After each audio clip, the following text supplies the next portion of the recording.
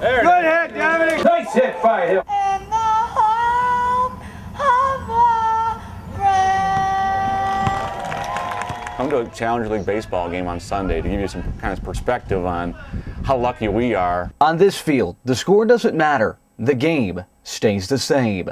Oh, good hit. Big Flats Challenger League Baseball concluded its 10th year of giving players with disabilities a chance, their chance to play the game. Do you think you played pretty well today? Yeah. How so? I did. Because baseball because I've been playing since 8 years. Having this available to them, I think, is huge. And each time we bring somebody in, they're so glad they joined. We're watching baseball. Wait, so. Nate Ford and Kyle Robbins have played for years and fight their own battles. Nate suffers from Down syndrome, and Kyle fights chromosomal misplacement and apraxia, which impedes his speech. Like many players, both love to play. Do you love playing baseball? yeah. Our team did good. We did good. We hit some home runs lately. And the league's hitting its own home run. A new total of 8 teams span from Elmira to Hornell, giving many disabled players their opportunity. Without this program, a lot of these kids don't have anywhere else to go. Almost hold back our tears because it's so emotional. Emotion celebrating baseball. It's pretty cool, isn't it? Yeah.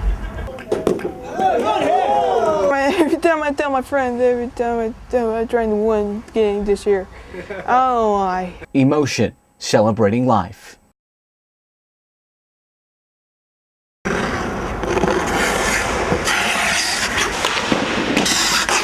I can't hear the crowds and the other distractions going on. I'm really just focusing on the game. What if you loved a sport? And what if all you could hear was this?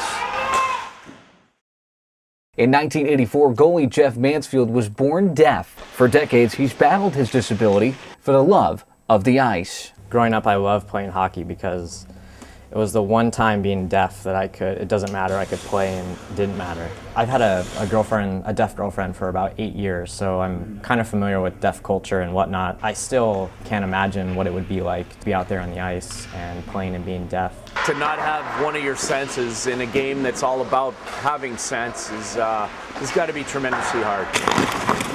Jeff played college hockey at Princeton, where he was the 2005 Disabled Player of the Year, and last week he tried out for the Elmira Jackals. But what matters most, he's still fighting. Sometimes I don't know where the puck is going to go. I need to react like that real fast. And the other tough thing is that the entire team is depending on the goalie, so it's his responsibility. But he loves that part. In a fairy tale ending, Mansfield would make the Jackals. He didn't. But to appreciate his impact, you don't need to hear it, just see it. Being deaf is not the end of the world. Look at Jeff coming out here and playing. It really doesn't matter that he's deaf. I have a tremendous amount of respect for what he's trying to do and the passion he has for the game. You know, it speaks volumes. And Jeff Mansfield's message, you can hear it, loud and clear. If someone says, no, you can't do it, I arrive and I try and I show them a way that I can do it, how it's possible being deaf.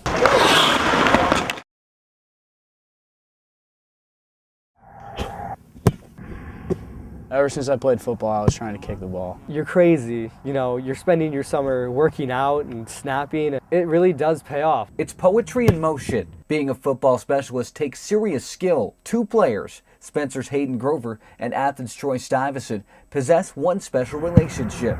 Hayden's a long snapper for the Panthers, while Stuyvesant kicks. Both are bettering their game together. It's kind of like riding a bike, except you let the bike sit too long, it'll rust, and it's not going to work too well. The hardest part is the mental part about it, having that mental toughness, knowing that there's only a certain space where you can put the ball. After years of hard work and camps, they will play major college football. Troy's heading to Penn State, and Grover's heading to Akron. To have 2 kids that have been working together for a little while now to go and play Division I football, that's even more incredible.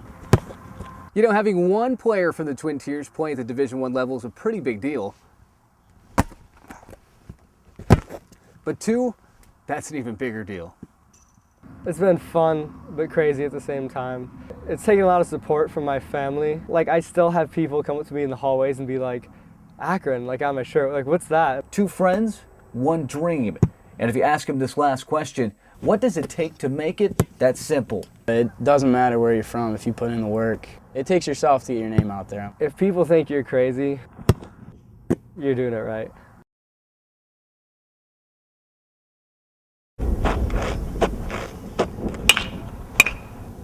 I had breast cancer. A complete shock. Oh my gosh, I have cancer. I'm not going to be around. What's going to happen to my family? One game, one family. Horseheads baseball redefined the word team.